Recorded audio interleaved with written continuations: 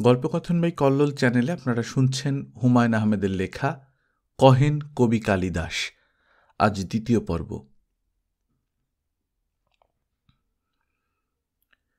ইবলিশ শয়তান মেয়েদের বাবার সঙ্গে গল্পগুজব করছে, বাবাকে বলছে মেয়েরা কিছুক্ষণের মধ্যে একটা ভয়ের ছবি দেখবে। এটা একেবারেই অসম্ভব। একজনকেও মিথ্যা বলছে, হয় হাবিবুর রহমান সাহেব বলছেন, অথবা সায়রা তার লেখা রহস্যময় করার জন্য বানিয়েছে। মেয়েদের বাবার সঙ্গেও কথা বলা দরকার। তিনি কেন ইবলিশকে জিন বলছেন? সূরা বাকারাতে স্পষ্টই ইবলিশকে ফেরেশতা বলা হয়েছে। কোন আয়াতে বলা হয়েছে সেটা মনে নেই। অন্য কোনো আয়াতে কি ইবলিশকে জিন বলা হয়েছে? ভদ্রলোককে পাওয়া গেলে আরও একটি প্রশ্ন করা যেত। তিনি কেন ইবলিশকে ইবলিশ শয়তান বলছেন? শয়তান শব্দটা এসেছে শায়াতিন থেকে। শায়াতিন হল ইবলিশদের নেতা। তিনি কি জেনে শুনেই ইবলিশকে ইবলিশ শয়তান বলছেন? নাকি এটা তার কথার কথা? নাকি সায়রার বর্ণনা ভঙ্গিতেই ব্যাপারটা এসেছে? সায়রার বর্ণনাতেও একটা খটকা তৈরি হয়েছে। তিনি মোটামুটি নিশ্চিত সায়রা যে সময়ের কথা বলছে সেই সময়ে সাইলেন্স অব দ্য ল্যাম্বস ছবিটি তৈরিই হয়নি। মিসির আলি ছবি দেখেন না, তবে তার আগের বাড়িওয়ালা জোর করে এই ছবিটি তাকে দেখিয়েছেন, কারণ এই ছবিতে একজন সাইকিয়াট্রিস্টের কথা আছে। বাড়িওয়ালার ধারণা, যেহেতু মিসির আলিও এই ধারার মানুষ, তার ছবিটা দেখা উচিত। সায়রা বলে গিয়েছিল কোনো খটকা লাগলে যেন তাকে টেলিফোন করা হয়। মিসির আলির কাছে যে চোরাই মোবাইল টেলিফোন আছে, তিনি তা নীতিগতভাবে ব্যবহার করতে পারেন না। Autobiography of an unknown young girl বইটির দ্বিতীয় চ্যাপ্টার পড়াও শুরু করলেন না। প্রথম চ্যাপ্টারের খটকা আগে কাটুক। তিনি অপেক্ষা করছেন সায়রার জন্য।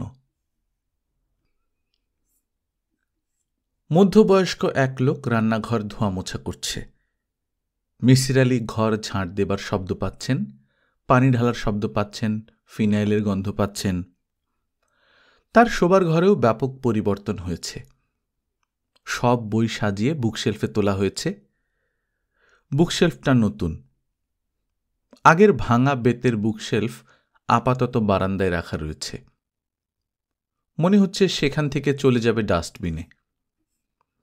মিসির আলির খাটের কাছে নতুন একটি সাইড টেবিল দেয়া হয়েছে।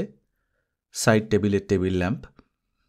টেবিল ল্যাম্পের পাশে একটি টেবিল ঘড়ি এবং ক্রিস্টালের অ্যাশট্রে।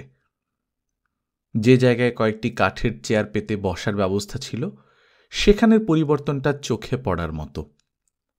মেঝেতে কার্পেট বিছানো, দুটো অতি আরামদায়ক গদির চেয়ার। গদির চেয়ার দুটোর সামনে একটি দামি রকিং চেয়ার। এই রকিং চেয়ারে বর্তমানে দোল খাচ্ছে সায়রা। ঘর ঠিক করার নির্দেশ সে দোল খেতে খেতেই দিচ্ছে। সায়রার সামনে মিসির আলি বসে আছেন। তিনি বেশ আগ্রহের সঙ্গেই তার ঘরের সংস্কার দেখছেন। রান্নাঘরের মধ্যবয়স্ক লোকটি ছাড়াও 12-13 বছরের একটি কাজের মেয়েও সায়রা নিয়ে এসেছে। মেয়েটি অতি কর্মঠ। তার নাম নাসরিন। সে মনে হয় কথা বলে না। মিসির আলি এখন পর্যন্ত তার মুখ থেকে একটি কথাও শোনেননি। সায়রা বলল, আপনি কি একদিনের জন্য বাসাটা ছাড়তে পারবেন? মিসির আলি বললেন, বাসা কেন ছাড়তে হবে? সায়রা বলল, আমি আপনার বাসা ডিসটেম্পার করাবো। দরজা জানলায় নতুন পর্দা লাগানো হবে, তার জন্য কিছু কাঠের কাজ করতে হবে।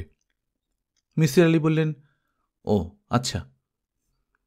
সায়রা বলল, আমি অনেক চিন্তা করে দেখলাম, আপনাকে যদি গিফট হিসেবে কোনো অ্যাপার্টমেন্ট দেওয়াও হয়, আপনি সেখানে যাবেন না।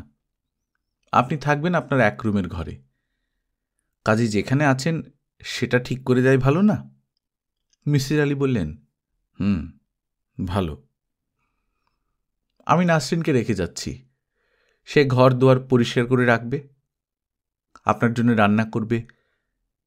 মেয়েটি কথা বলে না, তবে খুব কাজের, আর তার রান্নাও ভালো। সপ্তাহে আপনি একদিন বাজার করবেন, সেই বাজারও নাসরিন করবে, আপনাকে যেতে হবে না। আপনার জন্য 12 CFTর একটা ফ্রিজ কেনা হয়েছে, একটা মাইক্রোওয়েভ ওভেন কেনা হয়েছে, ইলেকট্রিশিয়ান এসে কানেকশন ঠিক করে দেবে। মিসির আলি হুঁ বলে মাথা ঝাঁকালেন। এই মাথা ঝাঁকানোর অর্থ সম্ভবত আচ্ছা ঠিক আছে। সায়রা বলল, আপনার বাসার ইলেকট্রিক লাইন এসব গ্যাজেটসের উপযুক্ত বলে মনে হচ্ছে না।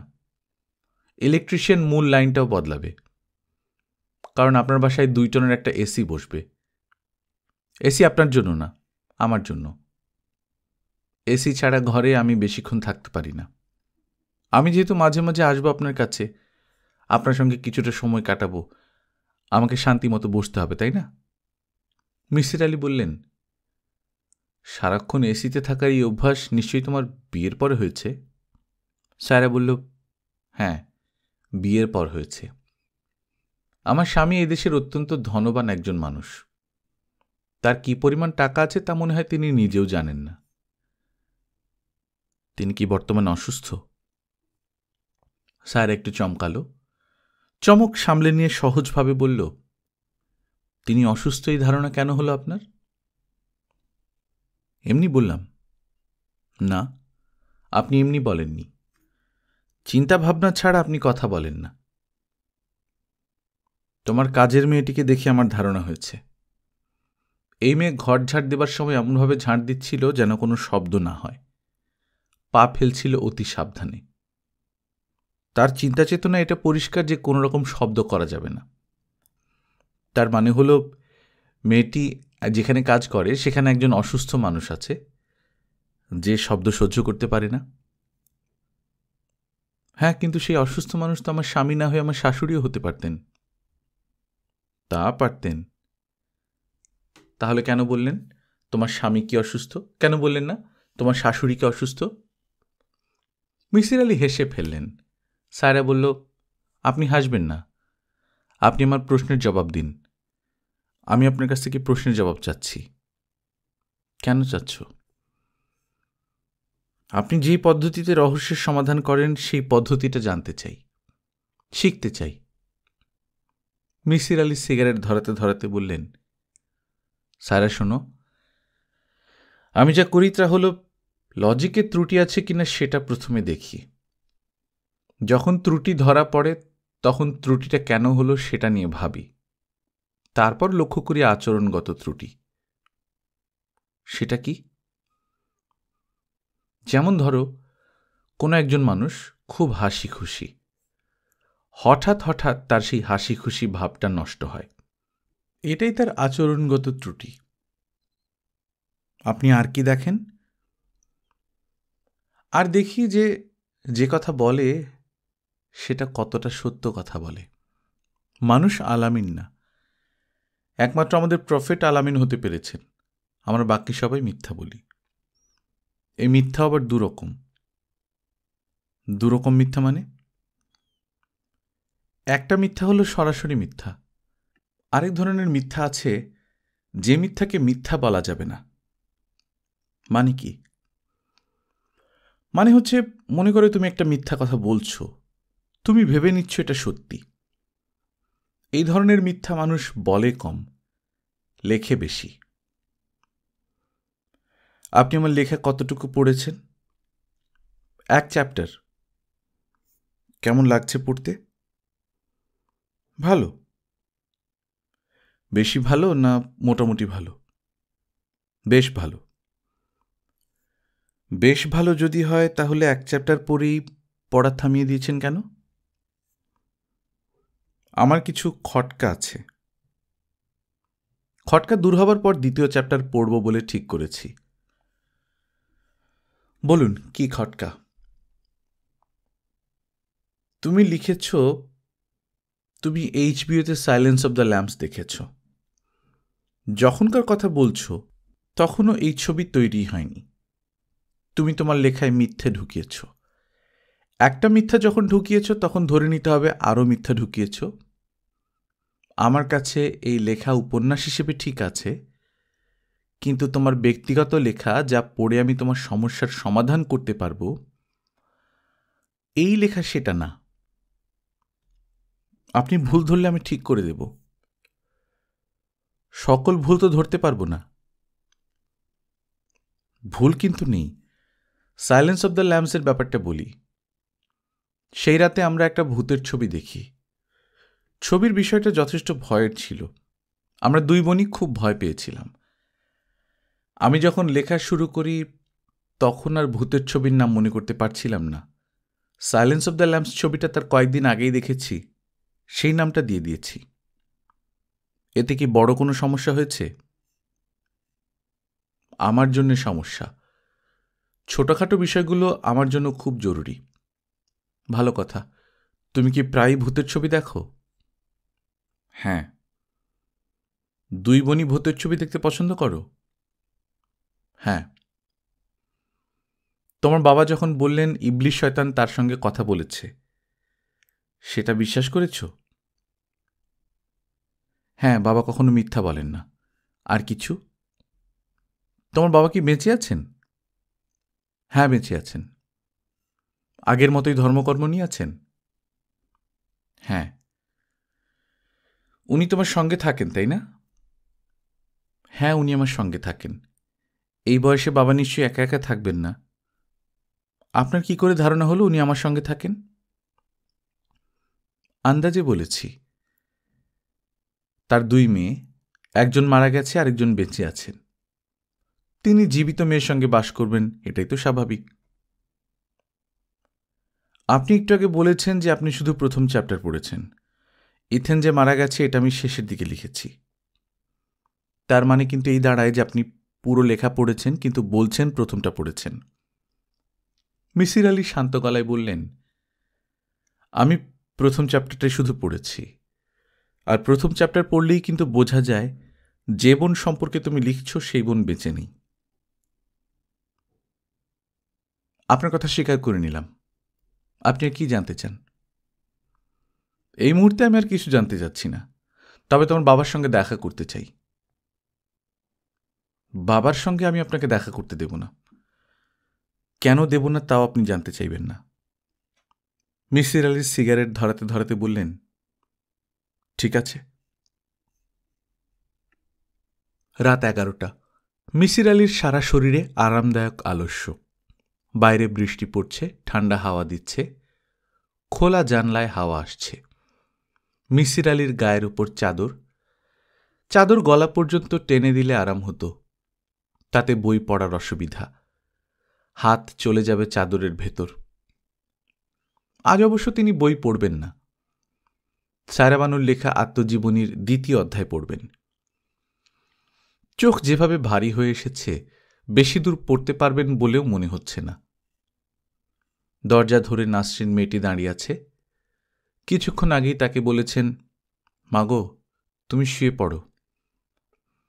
বেশিরভাগ সময়ই নাসরিন নামটা তার মনে আসে না। তখন বলেন, মাগো। কাজের মেয়েকে মাগো বলা সম্ভবত উচিত না। তিনি কিন্তু আন্তরিকভাবেই বলেন।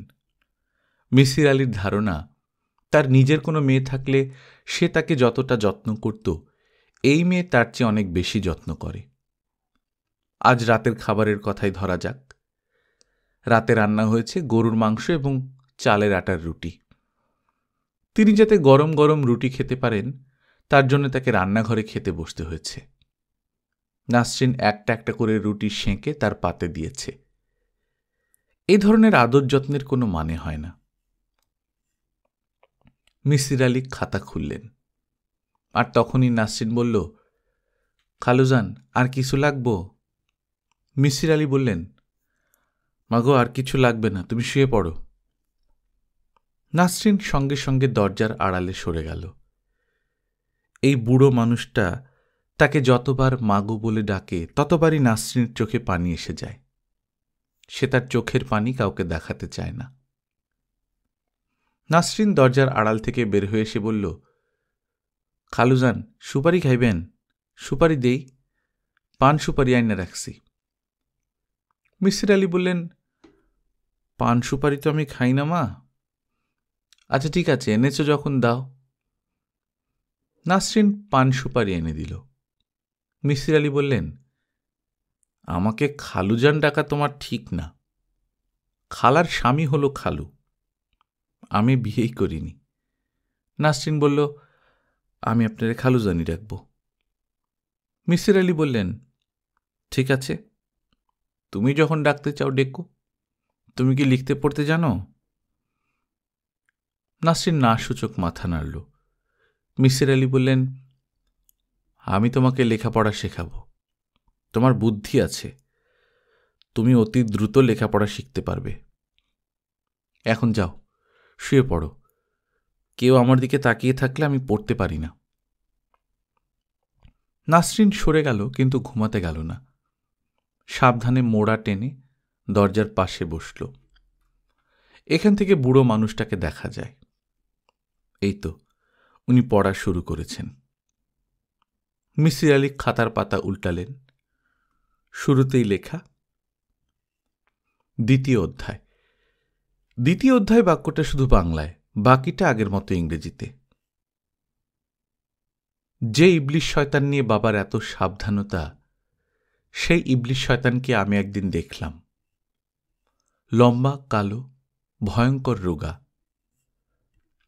তার গায়ে নীল রঙের শার্ট। দীর্ঘদিন জ্বরে ভুগলে যেমন হয় তেমন চেহারা। চোখ পশুদের চোখের মতো জলজলে। ঘটনাটা বলি। বাড়িতে শুধু আমরা দুই বোন, বাবা বাড়িতে নেই। বৃহস্পতিবার রাতে তিনি বাড়িতে থাকেন না। তিনি তার পীর সাহেবের কাছে যান। পীর সাহেব তাকে নিয়ে সারা রাত জিকির করেন। আমরা খালি বাড়িতে যেন ভয় না পাই, সেজন্য বাবার কলেজের একজন পিয়ন আমাদের সঙ্গে থাকে। পিয়নের নাম ইসমাইল। ইসমাইলের রাতকানা রোগ আছে। বৃহস্পতিবার সন্ধ্যার দিকে সে বাড়িতে আসে। এসেই বসার ঘরের সোফায় চাদর গায়ে ঘুমিয়ে পড়ে। তার ঘুম ভাঙে পরদিন সকালে। রাতের খাবারের জন্যে একবার তার ঘুম ভাঙানো হয়। আমার লেখা খানিকটা এলোমেলো হয়ে যাচ্ছে। আগেরটা পরে, পরেরটা আগে লিখে ফেলছি। ইবলিশ শয়তানকে আমার আগে দেখেছে ইথেন। তার গল্পটা আগে বলা উচিত। আমার অভিজ্ঞতা পরে বলছি। এক বৃহস্পতিবার রাতে ইথেন চিরুনি হাতে আমার সামনে বসতে বসতে বলল, আপা, তোর সাহস কেমন? বললাম, সাহস ভালো। তোর ভালো সাহস হওয়া দরকার। সাহস কম হলে তুই বিপদে পড়বি। প্রতি বৃহস্পতিবার বাবা চলে যাবে জিকির করতে, তুই থাকবি একা। আমি বললাম, একা থাকবো কেন? তুই তো আছিস। ইথেন বলল, আমি তো থাকব না। আমি মারা যাব। পেটের বাচ্চা খালাস করতে গিয়ে মারা যাব, কিংবা তারও আগে ইবলিশ শয়তান আমাকে মেরে ফেলবে। আমি বললাম, এসব উদ্ভট কথা আমাকে বলবি না। ইথেন বলল, আমি কোনো উদ্ভট কথা বলছি না। ইবলিশ শয়তান এ বাড়িতে বাস করে, এটা আমি জানি। আমি দেখেছি। কোথায় দেখেছিস?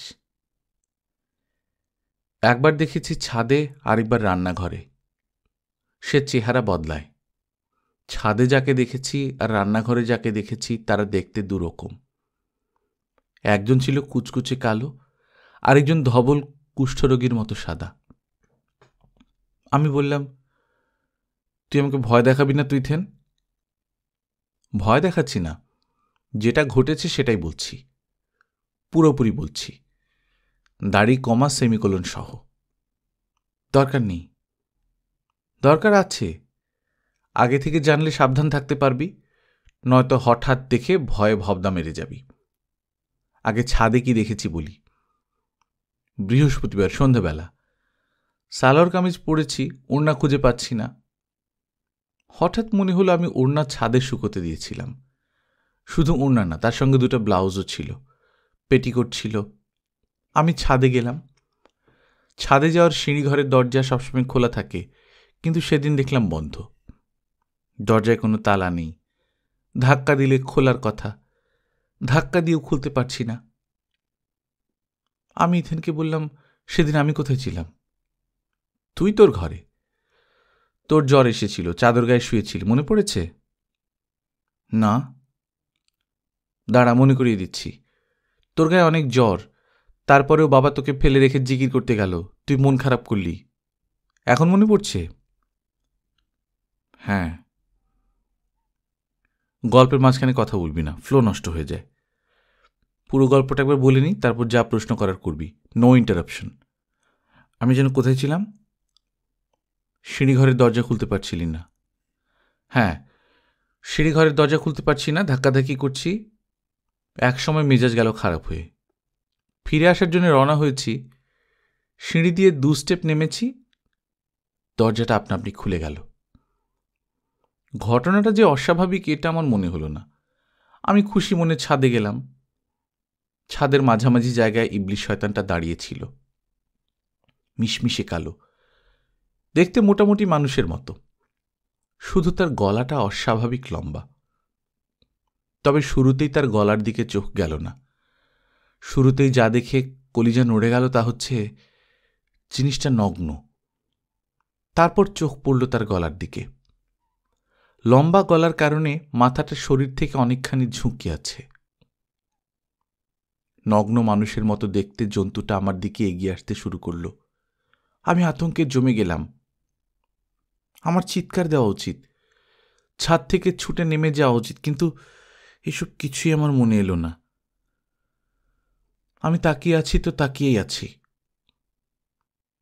ভূতপ্রেতের ছবিতে দেখা যায় এরা যখন হাঁটে দ্রুত হাঁটে, বাতাসের ওপর দিয়ে ছুটে যায়, কিন্তু এই নগ্ন জিনিসটা পা টিপে টিপে হাঁটছে। ছোট বাচ্চারা হাঁটা শিখলে যেভাবে হাঁটে, তার হাঁটার ভঙ্গিটা সেরকম, টলমল করে হাঁটা, যেন তাকে না ধরলে সে ধপাস করে পড়ে যাবে। সে যখন আমার কাছাকাছি চলে এলো তখন আমার মনে হলো, আমি করছি কি? আমি কেন দাঁড়িয়ে আছি? তখনই দৌড় দিলাম, পাগলের মতো সিঁড়ি বেয়ে নামতে লাগলাম। ইথেন বড় বড় নিঃশ্বাস ফেলে থামল। আমি বললাম, ওই নগ্ন জিনিসটা তোর পেছন পেছন আসেনি? ইথেন বলল, না। তুই বাবাকে কিছু বলেছিলি? না। কেন বলিসনি কেন? আমার ইচ্ছে হয়নি। দ্বিতীয়বার কি দেখলাম বলি। আজ থাক, আরেকদিন শুনব। ইথেন বলল, বলতে যখন শুরু করেছি আজই বলবো, অন্য আরেকদিন হয়তো আমারই বলতে ইচ্ছে করবে না। সেদিনও ছিল বৃহস্পতিবার। বাবা গেছেন জিকির করতে।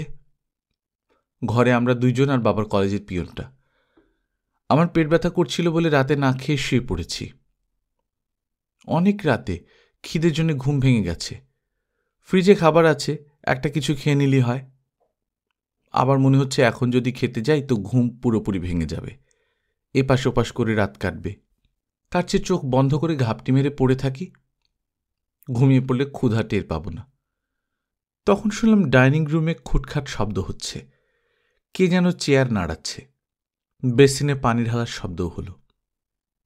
আমি উঠে বসলাম, বাতি জ্বালালাম, ঘর থেকে বের হলাম। ডাইনিং রুম অন্ধকার, তবে সেখানে যে কেউ আছে সেটা বোঝা যাচ্ছে। আবার চেয়ার টানার শব্দ হলো। আমি ডাইনিং রুমের দরজার কাছে এসে দাঁড়িয়ে পর্দা টানলাম। স্পষ্ট দেখলাম আমার দিকে পেছন ফিরে কেউ একজন বসে আছে। তার সামনে একটা প্লেট, প্লেট থেকে খাবার নিয়ে সে খাচ্ছে। আমি বললাম, কে? সে খাওয়া বন্ধ করে আমার দিকে ফিরল। মানুষের মুখের মতো একটা মুখ, শুধু তার চোখ দুটো পশুদের চোখের মতো। পশুদের চোখ যেমন অন্ধকারে জ্বলে, তার চোখ অন্ধকারে জ্বলছে।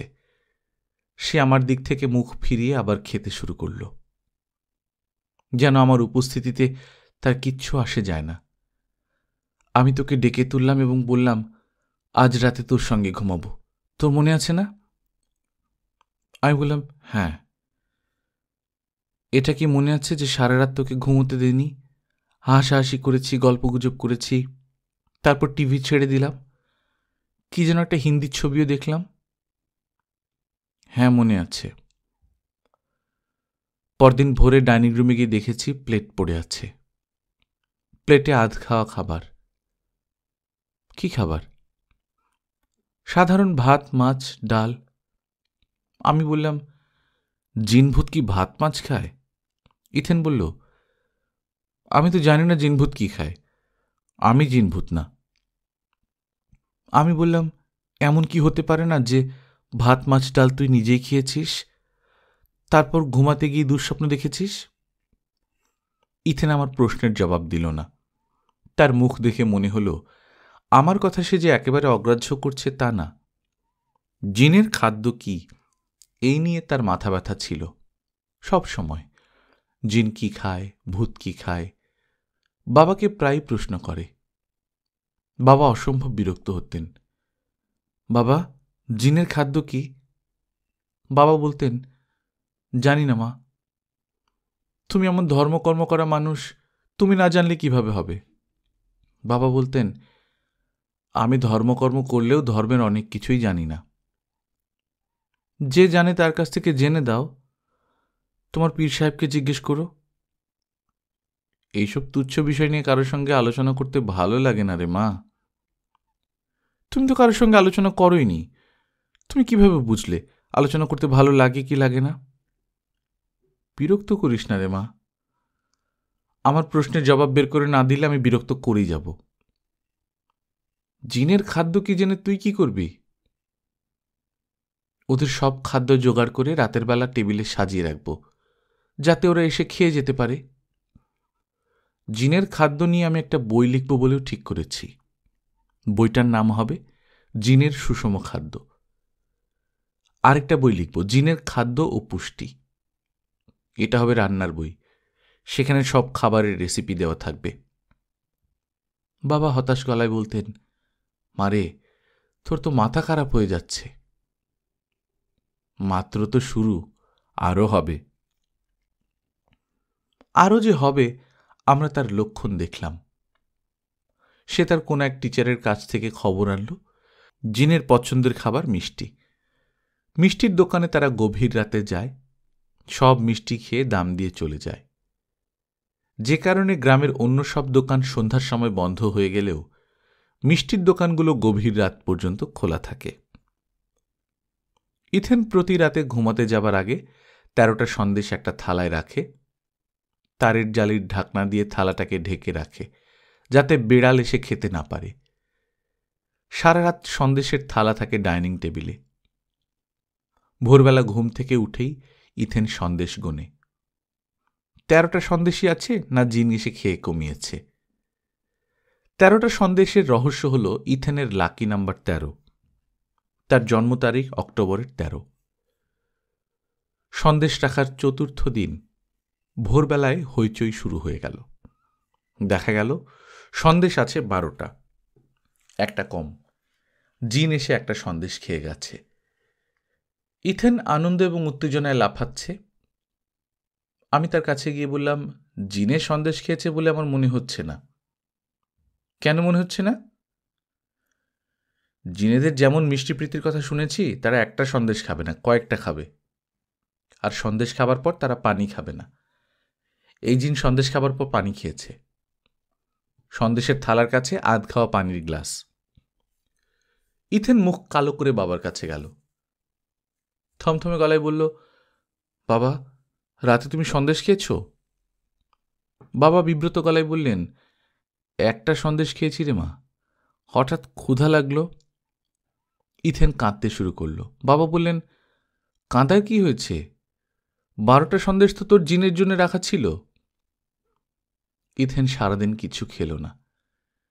সেই রাতে দেখা গেল 12টা সন্দেশের একটাও নেই। কেউ এসে খেয়ে গিয়েছে। তার পরের সপ্তাহেই আমি জিন বা শয়তান বা ইবলিশকে দেখলাম। তার সঙ্গে কথাও বললাম। শ্রাবণ মাস, বৃহস্পতিবার রাত। বৃষ্টি শুরু হয়েছে সন্ধ্যা থেকে। শ্রাবণ মাসের টিপটিপ বৃষ্টি না, আষাঢ় মাসের ঝমঝমা বৃষ্টি। ঝমঝমা বৃষ্টি হলেই ইথেনের বৃষ্টিতে ভেজার শখ হয়। তার পাল্লায় পড়ে আমিও বৃষ্টিতে গোসল করেছি। পানি বরফের মতো ঠান্ডা। আমার ঠান্ডার ধাত। সামান্য ঠান্ডা লাগলেই টনসিল ফুলে যায়, জ্বর এসে যায়। আমরা গোসল করছি ছাদে। আমার ইচ্ছা খানিকক্ষণ ভিজেই উঠে পড়ব। ইথেন আমাকে ছাড়ল না। যতবারই উঠতে যাই আমাকে জাপটে ধরে রাখে। প্রায় 1 ঘন্টা বৃষ্টিতে ভিজলাম। আমার টনসিল ফুলে গেল, জ্বর এসে গেল। রাতে জ্বর বাড়ল, জ্বরের সঙ্গে তীব্র মাথা ব্যথা। ইথেনের কাছে মাথা ব্যথার ট্যাবলেট আছে। আমি দরজা খুললাম।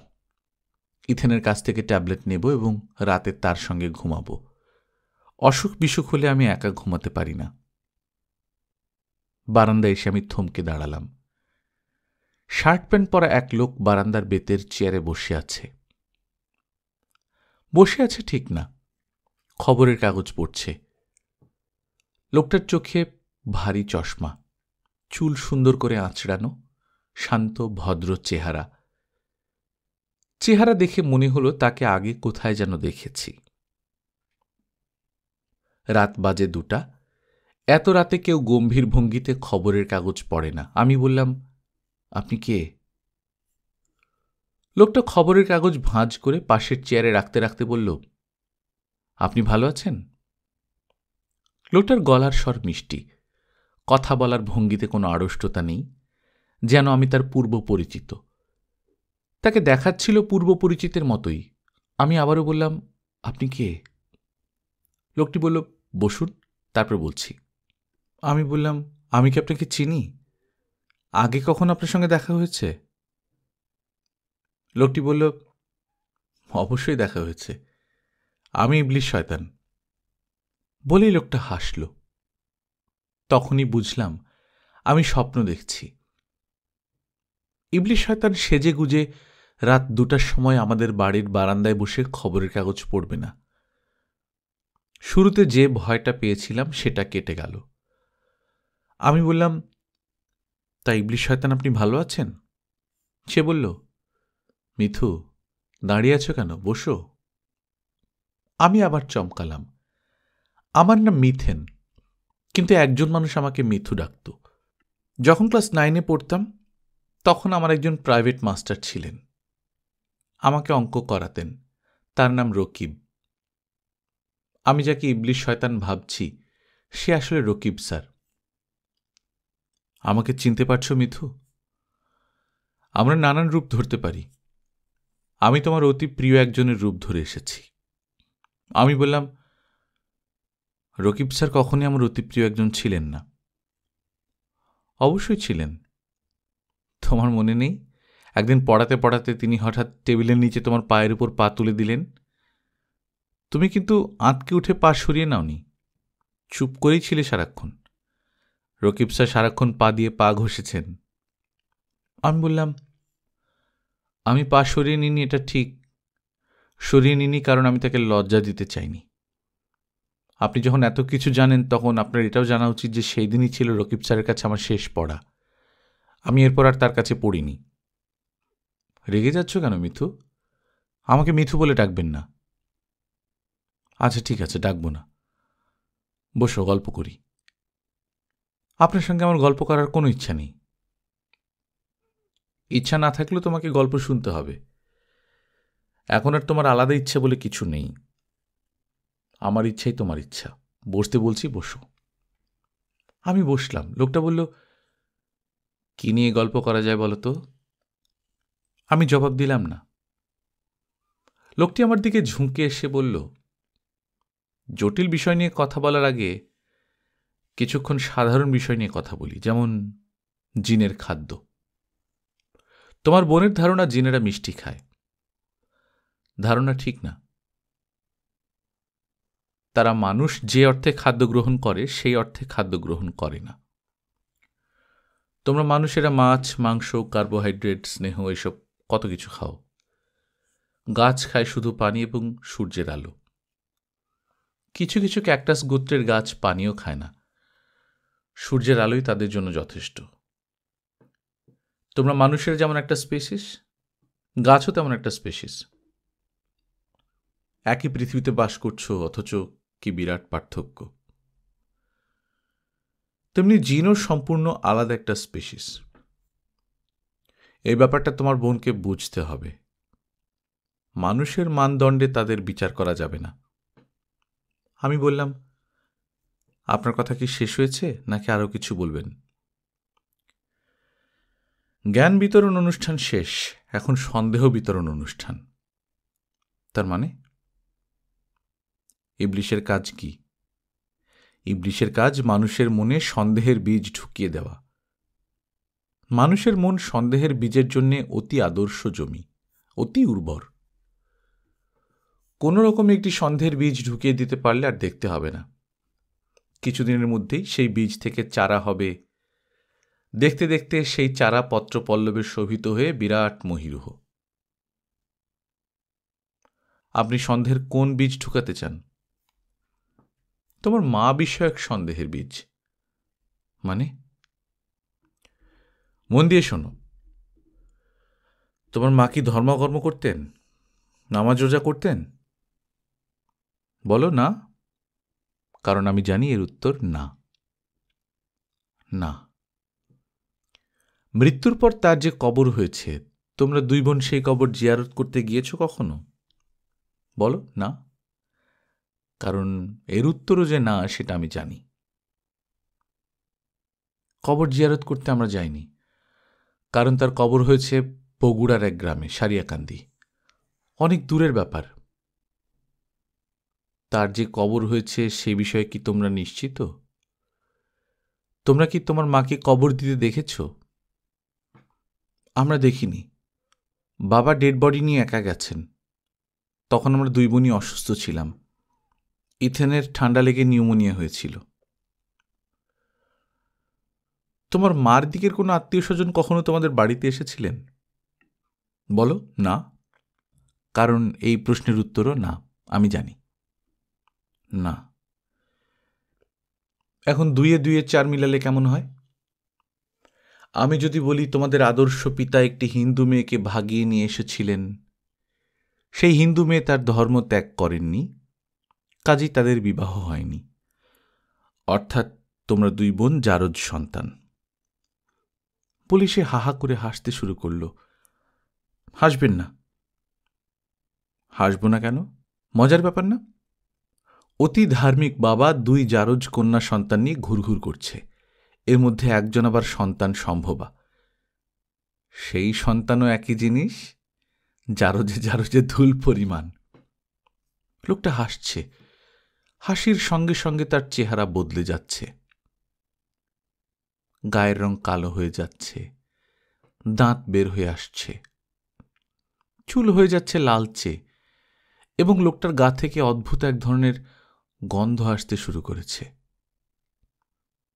গন্ধটা পরিচিত, তবে আমি ধরতে পারছি না। লোকটা বলল, তুমি কি কোনো গন্ধ পাচ্ছ? নিশ্চয়ই পাচ্ছ। তুমি ভাবছ গন্ধটা আমার শরীর থেকে আসছে। তা না, গন্ধটা আসছে তুলসী গাছ থেকে। তুলসীর গন্ধ। তোমার মা টবে তুলসী গাছ লাগিয়েছিলেন। হিন্দু মহিলার বাড়িতে তুলসী গাছ থাকবে না তা কি হয়? আচ্ছা, তোমরা তুলসী গাছে ঠিকমতো জল দিও। পানি না বলে জল বলছি, লক্ষ্য করছো? মিথু, তোমার সঙ্গে কথা বলে বড়ই আরাম পাচ্ছি। বলো হরি, হরি বল। শোনো, আমি এখন বিদায় নিচ্ছি। আবার আসব, আসতেই থাকব। তোমার শিক্ষকের তোমাকে যেমন পছন্দ হয়েছিল, আমারও হয়েছে। পরের বার আমি তোমার শিক্ষকের মতো পা দিয়ে ঘষাঘষি করব। ঠিক আছে লক্ষ্মী সোনা চাঁদের কণা? আমি বললাম, আমি যা দেখছি সবই স্বপ্ন। আপনি দূর হন। তুমি না বললেও দূর হয়ে যাব। দেহ ধারণ করে বেশিক্ষণ থাকতে পারি না, তবে তুমি যা দেখছ সবই স্বপ্ন, এটা কিন্তু ঠিক না। স্বপ্নে মানুষ গন্ধ পায় না। তুমি গন্ধ পেয়েছ, পবিত্র তুলসীর গন্ধ। সবই যদি স্বপ্ন হয়, তাহলে গন্ধটা কোত্থেকে আসে? যাবার আগে একটা প্রশ্ন, তোমার বোনের পেট খালাসের কি করেছ? দেরি হয়ে যাচ্ছে তো। ব্যবস্থা এখনই নেওয়া দরকার। তুমি বললে আমি নিজেও চেষ্টা নিতে পারি, ছাদ থেকে ধাক্কা দিয়ে নিচে ফেলে দিতে পারি। তবে মানুষ মেরে আমি আনন্দ পাই না, মানুষ খেলি আরাম পাই। মরে যাওয়া মানে তো শেষ, আর তাকে দিয়ে খেলানো যাবে না। যতদিন সে বেঁচে থাকবে ততদিন সে খেলবে। আমি খেলা দেখব আর আনন্দ পাবো আর হাসব। হা হা হাসির শব্দে আমার ঘুম ভাঙল। আমি বুঝলাম এতক্ষণ যা দেখেছি সবই স্বপ্ন, তবে পুরোপুরি স্বপ্নও বোধ হয় না। ঘরে তুলসীর গন্ধ। আমার মা বড় 2টা টবে তুলসী গাছ লাগিয়েছিলেন। গাছ দুটো খুব ভালো হয়েছে, ঝুপড়ির মতো হয়েছে। এই ঘটনার ঠিক 1 সপ্তাহ পরের ঘটনা। সেদিনও বৃহস্পতিবার। বাবা যথারীতি জিকিরে যাবার প্রস্তুতি নিচ্ছেন। মাগরিবের নামাজ পড়ে চলে যাবেন, ফিরবেন পরদিন ফজর নামাজের পর। সন্ধ্যা হয় হয় করছে। ইথেন 2টো মগ হাতে আমার কাছে এসে বলল, আপা চল তো। আমি বললাম, কোথায়? ছাদে। সন্ধ্যাবেলা ছাদে বসে চা খেতে আমার ভালো লাগে। একা যেতে ভয় ভয় লাগে, তুইও চল। আমি বললাম, না, তোকে যেতেই হবে। ইথেন কিছু বলবে আর তা করবে না, তা কখনো হয় না। তার কাছ থেকে মুক্তি পাওয়া অসম্ভব ব্যাপার। আমাকে ছাদে যেতে হলো। আমাদের বাড়ির ছাদটা সুন্দর। মার বাগানের শখ ছিল, ছাদে বাগান করেছিলেন। বিশাল সাইজের টবে দেশি ফুল গাছ, কামিনী, গন্ধরাজ, বেলি, কয়েক রকম বাগান বিলাসও আছে। এর মধ্যে একটার পাতা হালকা নীল রঙের। এই গাছটা নাকি তিনি আসামের শিলচর থেকে আনিয়েছিলেন। ছাদের বাগান খুব সুন্দর লাগছিল। বাগান বিলাসের 3-4 রকম রং। বেলি ফুলের সিজন না বলে বেলি ফুল নেই। বেলি ফুল যখন ফুটত তখন মা প্রতিদিন সন্ধ্যায় ছাদের বাগানে বসে থাকত। আমরা 2 বোন বসে চা খাচ্ছি। ইথেনকে হাসি খুশি লাগছে। সে অবশ্য এমনিতেই হাসি খুশি, তবে সেদিন তাকে অস্বাভাবিক উৎফুল্ল লাগছিল। সে বলল, আপা তোকে একটা মজার খবর দিতে পারি, দেব? আমি বললাম, না। ইথেনের মজার খবর মানেই হল অদ্ভুত কিছু, যা শুনলে মেজাজ খারাপ হয়ে যাবে। ইথেন বলল, তোকে আমি ছাদে নিয়ে এসেছি মজার খবরটা দেওয়ার জন্যে। খবরটা হলো, আমাদের মা ছিলেন হিন্দু ব্রাহ্মণ, রমা গঙ্গোপাধ্যায়। বললাম, তোকে কে বলেছে? আমাকে কেউ বলেনি, আমি নিজেই মহিলা শার্লক হোমসের মতো বের করেছি। তালা ভেঙে পুরনো ট্রাঙ্ক ঘাটাঘাটি করে অনেক কিছু পেয়েছি। বাবার হাতে লেখা 10টা চিঠি, সব চিঠির সম্বোধন রমা। ইনিয়ে বিনিয়ে লেখা ইষ্টি মিষ্টি চিঠি। বাবার লেখা প্রেমপত্র পড়ার মজাই অন্যরকম। তুই পড়বি আপা? আমি সঙ্গে করে নিয়ে এসেছি। আমি বললাম, না। ইথেন বলল, পড়লে তোর ভালো লাগবে, একটু কড়া মিষ্টি, তোর বানানো চায়ের মতো বেশি মিষ্টি। আমি বললাম, ট্রাঙ্ক ঘেটে সব গোপন চিঠিপত্র বের করা কি ঠিক? ইথেন বলল, ঠিক না, কিন্তু আমরা তো সবসময় ঠিক কাজটা করি না, মাঝে মধ্যে বেঠিক কাজ করি। আপা তুই এরকম করে কড়া চোখে তাকাবি না তো, এতক্ষণ তোর সঙ্গে মিথ্যা কথা বলেছি। আমি ট্রাঙ্কের তালা ভেঙে কোনো তথ্য বের করিনি। আমাকে যা বলার বলেছি ইবলিশ শয়তান, এবং আমার ধারণা ইবলিশের কথা ঠিক। আমরা এই বাড়িতে মোটামুটি সত্যবাদী একজন ইবলিশ পেয়েছি। ইবলিশ যে সত্যি কথা বলেছি তার প্রমাণ কি? প্রমাণ বাবা স্বয়ং। আমি তাকে শক্ত করে ধরেছিলাম, তিনি খক খক করে কাশতে কাশতে সব বলে দিয়েছেন। বাবা আসলে আমাকে ভয় পায়। তুই ভয় পাওয়ার মতোই মেয়ে। অবশ্যই। ইবলিশ নিজেও আমাকে ভয় পায়, আমাকে দেখে ছোট আপা। তোকে ছোট আপাটাকে? আমিও তাকে ছোট ভাইয়ের মতোই দেখি, গল্পগুজব করি। একটা মজার ব্যাপার জানো আপা, শয়তানের সব গল্প কিন্তু শিক্ষামূলক, ঈশপের গল্পের মতো। গল্পের শেষে একটা মোরাল থাকে। বলবো একটা গল্প তোকে? যদি মজা না পাস তাহলে আমি আমার নাম বদলে ফর্মালডিহাইড রাখব। আপা, ফর্মালডিহাইডের ফর্মুলা HCHO না? আমি উঠে দাঁড়ালাম। ইথেন বলল, কি রে, চলে যাচ্ছিস? সন্ধ্যাটা মিলা, সন্ধ্যা মিলাবার সময় একটা মজা হবে, মজাটা দেখে যা। কি মজা হবে? মা ছাদের যে জায়গা থেকে দাঁড়িয়ে নিচে লাফ দিয়ে পড়েছিল, আমি ঠিক সেই জায়গা থেকে লাফ দিয়ে নিচে পড়ব। তোদের সমস্যার সমাধান করে দিয়ে যাব। আমার পেটের বাচ্চা নিয়ে তোদের চিন্তায় অস্থির হতে হবে না। আমি ইবলিশ ভাইজানের সঙ্গে বিষয়টা নিয়ে আলাপ করেছি। ভাইজান বলেছেন, ছোটাপা, এটা ভালো বুদ্ধি। ইথেনের সঙ্গে এই প্রসঙ্গে কথা বলার অর্থ হয় না। আজান পড়ে গেছে। আমি মাগরিবের নামাজ পড়ার জন্য নিচে নামলাম। সবে মাত্র জায়নামাজে দাঁড়িয়েছি, ধূপ করে শব্দ হল। ইথেন ছাদ থেকে লাফিয়ে পড়ল। যেহেতু অস্বাভাবিক মৃত্যু, ইথেনের সুরথাল হয়েছিল।